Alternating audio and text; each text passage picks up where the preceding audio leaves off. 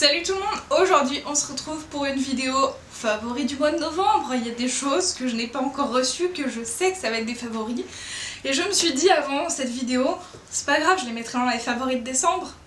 Avant de me rendre compte que potentiellement il n'y aura pas de favoris de décembre comme chaque année. Puisque chaque année, il y a des favoris de l'année. C'est dommage, mais je le mettrai dans la vidéo de l'année. Tant pis. Voilà. Bref, on va parler des choses pour novembre. On reste calme. Aujourd'hui, je suis Hermione Granger.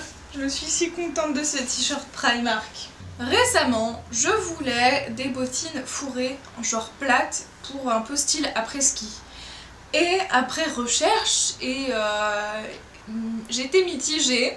Il y avait 2-3 choses qui m'intéressaient plus ou moins. Et à un moment, j'ai fini par regarder mes chaussures et mon placard de ce que j'avais. Et je me suis rendu compte que mon favori était déjà en fait dans mon placard. Puisqu'il s'agit de ces bottines H&M achetées je crois il y a 1 ou 2 ans, qui sont absolument formidables. Alors de mémoire elles coûtaient cher, elles étaient je crois à 80 €, je les avais eues en promo à peut-être 40.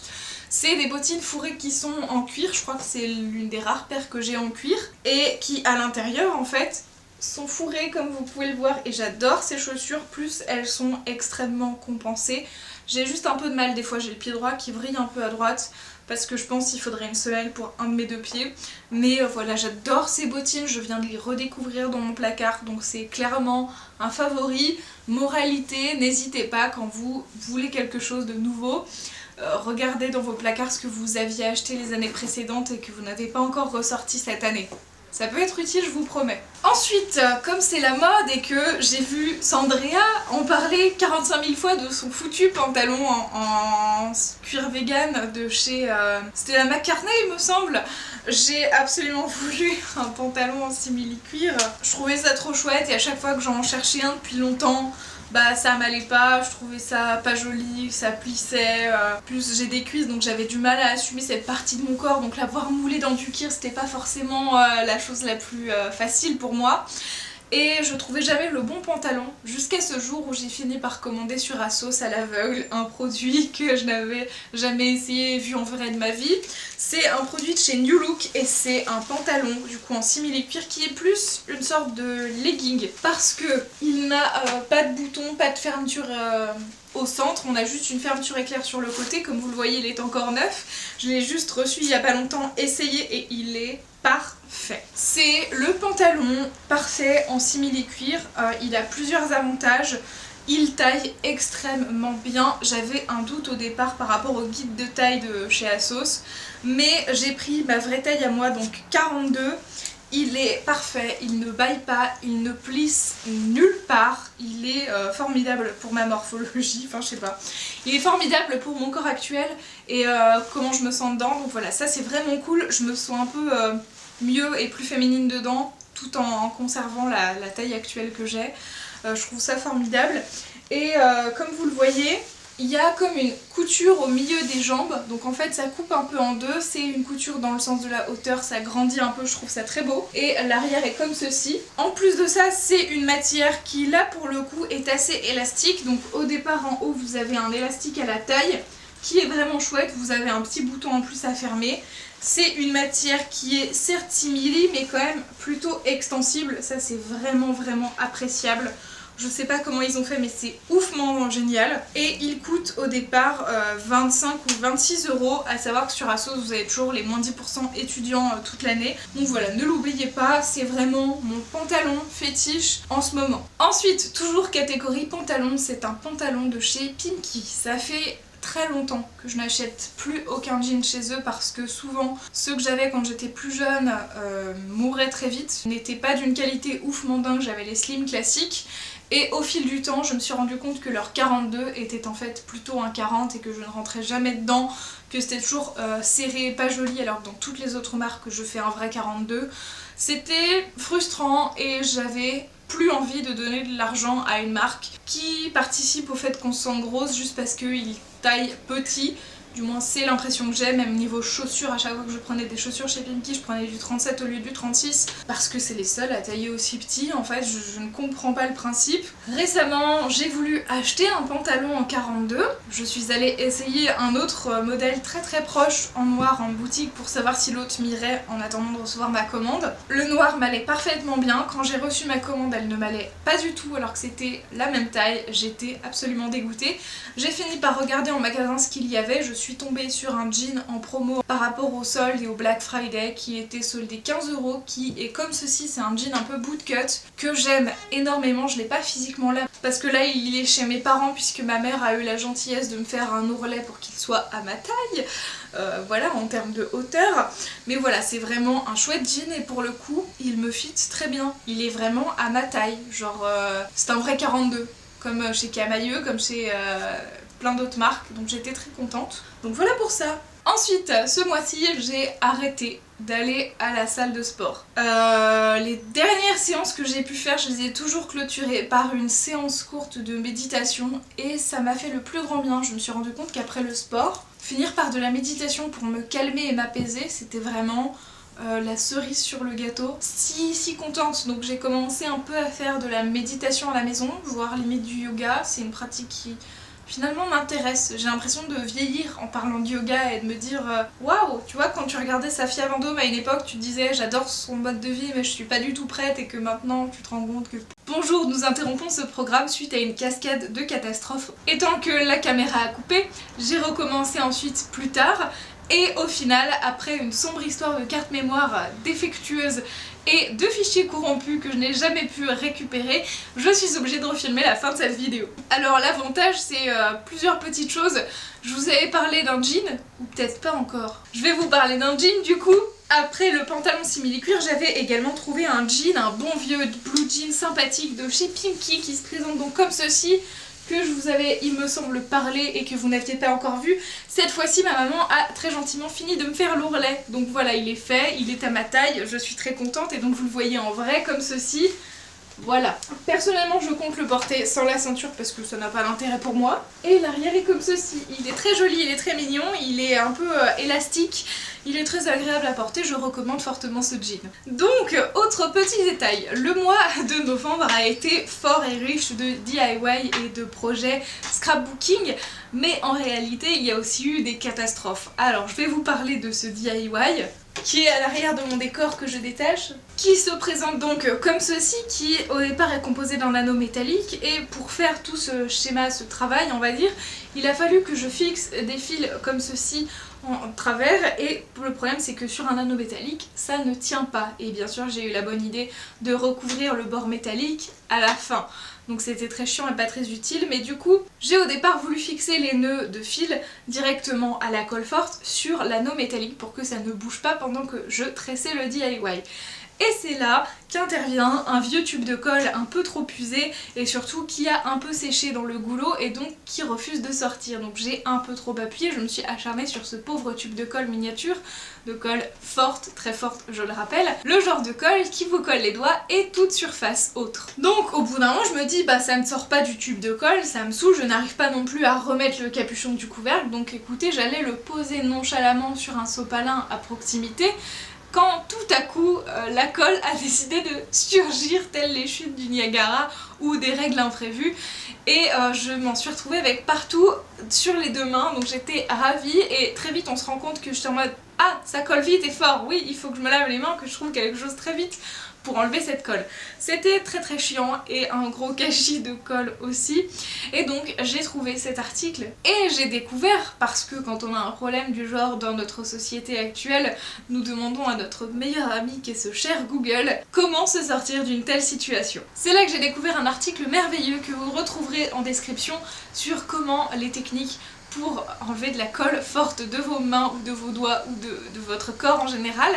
Et il y avait plusieurs solutions. Premièrement, le dissolvant que j'avais déjà trouvé toute seule mais qui était sympathique. Deuxièmement, appliquer de l'huile, oui de l'huile de cuisine classique, ça au moins on en a à peu près tous chez nous donc c'est pratique, et de laver ses mains avec de l'huile sous l'eau chaude. Voilà, ça aide énormément à faire partir. J'étais sur le cul de cette astuce, vraiment ça marchait très bien, et le reste j'ai tiré un petit peu les petites peaux qui partaient de colle avec une pince à épiler et je m'en suis sortie. C'était un peu long et fastidieux, mais je m'en suis sortie sans défoncer complètement la peau de mes mains, donc c'était bien. Si jamais c'est en description, mieux vaut savoir et prévoir que de devoir sur le coup improviser. Maintenant vous saurez l'histoire de ces DIY qui trônent au fond de mon décor. Je passe à un produit qui lui aussi était très imprévu dans ses favoris et qui est une chaise de bureau sur laquelle je suis assise. Alors l'avantage c'est que le dossier est plus haut qu'avant, je suis mieux assise, je suis plus confortable, mais pourquoi? Pourquoi cette chaise de bureau a-t-elle été nécessaire ? Vous me direz. Il y a à peu près 3 ans, j'ai eu mon bureau et donc j'ai donc dû choisir une chaise de bureau et je me suis tournée bêtement et stupidement vers Ikea pour un siège Scrufsta gris en tissu qui certes était très joli et très agréable sur le moment mais qui sur le long terme s'est vite avéré être une erreur. Puisque il y a à peu près 2 mois j'ai commencé à me dire c'est marrant, le siège bouge un peu, je me sens un peu moins bien assise. J'ai vérifié par acquis de conscience les vis dessous qui étaient sorties de ceci de la chaise et j'étais en mode ah oui je vais peut-être revisser parce que là on était quasiment tombé par terre. Bref, ok, et quand bien même quelques semaines se passent avant que je me rende compte que c'est marrant, l'assise un peu, pour le coup, le siège en lui-même, le tour, le cadrage autour de moi semble bouger et semble inconfortable et j'étais vraiment très mal assise. Au départ je me suis dit peut-être qu'il faudrait doubler la galette et qu'elle n'est juste plus assez épaisse et à un moment j'ai fini par la soulever pour me rendre compte que j'étais juste assise directement sur le métal de l'assise des roulettes en dessous. Et pourquoi, comment, qu'est-ce que se passe-t-il? Et en fait, tout le bord du siège sous le joli tissu gris est entièrement fait de polystyrène qui, avec le temps, jaunit et surtout s'abîme et finit par craquer et donc se désolidariser du pied de chez Ikea. Donc en fait, l'entièreté du siège s'effondre autour de vous et vous vous retrouvez assis uniquement sur un petit bout de planche métallique. Joie et bonheur. Donc bien évidemment ce n'est pas réparable puisque on va pas recoller du polystyrène, hein, ça semble logique et puis surtout après l'épisode de la colle forte on n'a pas très envie d'essayer. Donc j'ai fini par bazarder ce siège et commencer la grande quête du fauteuil. Et ce fut long et fastidieux d'une nuit entière de trouver et comparer chaque putain de magasin de meubles, But, Boulanger, Casto, enfin j'ai tout essayé, j'ai tout regardé, Maison du Monde, etc. pour finir chez le géant Amazon et voir un siège qui me convenait. En fait il y en avait 2 et l'autre était moins bien noté, il y avait des avis un peu chelous donc j'ai pas voulu tester et être déçue, surtout que j'essuyais déjà une grande défaite actuellement. Le siège de Ikea valant quasiment 99 €, ce qui n'est pas donné pour du polystyrène honnêtement. Et donc j'ai fini par me tourner vers ce siège vert citron. Oui, la couleur est vert citron, il y avait d'autres couleurs, je vous rassure, vous pouvez l'avoir dans plein d'autres trucs. Moi j'ai choisi ça parce que c'était original et je trouvais à l'époque que ça allait bien avec mon décor. Ce qui est vrai, j'aime beaucoup, je ne regrette absolument pas. Mais c'est un choix de couleur particulier, on va pas se le cacher. C'est un siège qui est donc moins cher que celui de chez Ikea et qui est beaucoup plus qualitatif pour le moment. Je suis contente d'avoir un plus haut dossier, d'avoir une assise tout aussi qualitative et du moins tout aussi large pour mes grosses fesses puisque moi j'aime bien être assise en tailleur sur mes sièges. Donc voilà, c'était très chouette. J'ai redécouvert le principe de l'accoudoir, le vrai accoudoir. J'aime beaucoup le concept et contrairement à ce qui est écrit sur l'annonce Amazon, ce siège en fait peut basculer d'avant en arrière si vous déloquez la petite manette sous le siège. Voilà, donc c'est intéressant de le savoir et c'est une petite option qui personnellement m'a fait très plaisir de la découvrir après coup en sachant que je pensais vraiment que ce siège n'avait pas cette option au vu des précédents commentaires. Donc voilà, si jamais par mégarde et par hasard vous cherchez un siège, je vous recommande celui-ci. Je passe donc à cette vidéo favori qui finalement s'est très allongée avec cette coupure et cette intermittence par une planche de découpe qui n'est absolument pas une surprise, vous vous en doutez, je vous l'ai présenté dans un haul, dans peut-être d'autres vidéos scrap, je ne sais plus. C'est cette planche à découper de chez Wear Memory Keepers qui est en fait et un massicot mais aussi un plioir, une planche à plier des choses puisqu'elle est rainurée et que vous avez un petit plioir ici inclus dans la planche et qui a le rangement en plus. Elle est très chouette, elle est en centimètres et c'est un format 30 par 30. Vous pouvez la loquer en mode ouvert comme ceci. Et ne vous trompez pas, celle qui est en rose est en centimètres et celle qui est en bleu de mémoire est toujours en inch. Voilà, c'est la particularité d'American Craft. L'original bleu est en inch puisque c'est une marque américaine. Et la rose est en centimètres puisqu'elle est nouvelle et qui nous ont fait le plaisir de ceci. Voilà, j'aime beaucoup la lame. J'ai pris des lames de rechange mais je dois dire que celle qui est déjà dessus coupe excessivement bien et j'ai vu une différence de qualité avec mon petit massicot de chez AliExpress. J'avais l'intérêt d'avoir un plus grand massicot, mais si vous faites très peu de scrap, un petit massicot très bas prix fera honnêtement l'affaire dans un premier temps. Mais voilà, si jamais vous voulez upgrader votre matériel, je vous conseille 15 fois cette planche. En plus, elle est toujours en promotion de mémoire chez Craftelier ou sur plein d'autres sites, d'autant plus avec le Black Friday. Et je termine sur un produit sur lequel je m'avance un petit peu, c'est-à-dire qu'on est le 26 novembre, je viens aujourd'hui de le recevoir. Et je sais d'avance que ça va être un immense favori et que je vais l'adorer. Et en même temps, on n'est que le 26, donc c'est pas vraiment un favori du mois de novembre. Vous comprenez le délire, et en même temps, en décembre, il n'y a pas de favori de décembre puisque c'est ceux de l'année. Donc j'ai été un peu coincée dans cette configuration-là et donc je vous présente aujourd'hui l'Osmo Pocket de chez DJI. Alors au départ, je le voyais depuis longtemps et puis je me suis rendu compte en regardant les vlogs en Grèce de Emma Cake Cup qu'elle utilisait justement le DJI Osmo Pocket et je me suis dit la qualité d'image est folle. Alors bien sûr j'imagine qu'elle la retravaille après en post-prod mais il y a quand même une bonne base derrière. Plus elle a expliqué ensuite avoir cassé l'écran de son appareil, bon c'est dommage mais c'est quand même ça. Et du coup voilà, j'ai lorgné dessus, j'ai regardé plein de revues, je suis beaucoup de chaînes tech et je voyais ça depuis longtemps, j'étais en mode ça a l'air ouf, très pratique, j'ai très envie d'en avoir un, ça reste quand même cher pour un étudiant. Pour aujourd'hui l'avoir enfin dans les mains, en plus je l'ai eu en réduction à cause du Black Friday, ou du moins grâce, je l'ai acheté directement sur le site de DJI. Pourquoi ? Sur Amazon et sur DJI, il est en promotion à 309 € au lieu de 359, mais en passant par DJI, j'ai eu la possibilité d'avoir moins 10% en plus parce que je suis étudiante et que j'ai validé mon compte, etc. Donc en gros, j'ai payé cette caméra 278 €. Et en plus, le site DJI offrait l'extension Rode qui est la perche pour le DJI et voilà, je suis absolument contente.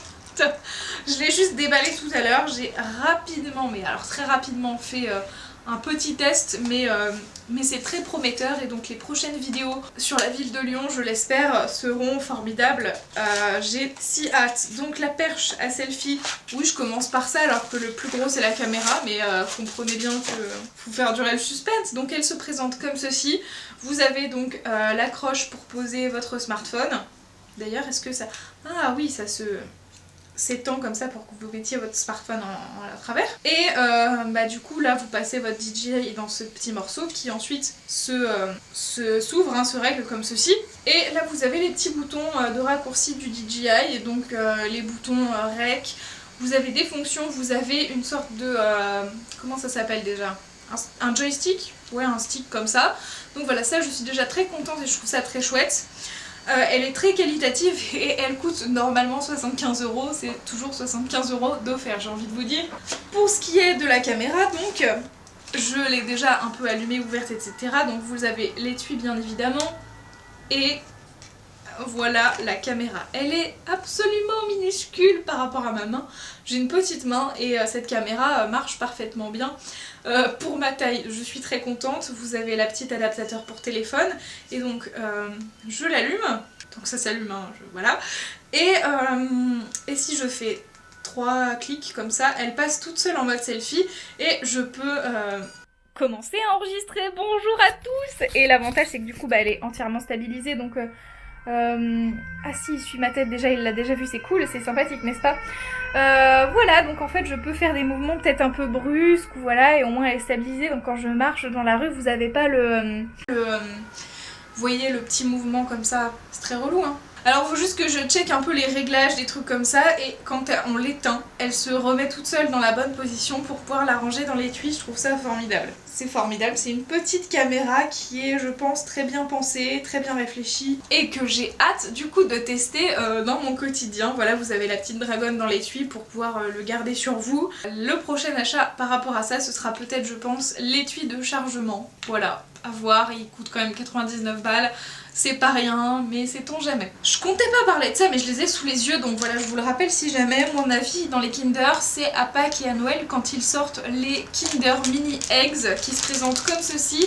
Vous avez deux goûts, les noisettes et les chocolats, et cette année ils ont mis tous les deux dans le même paquet.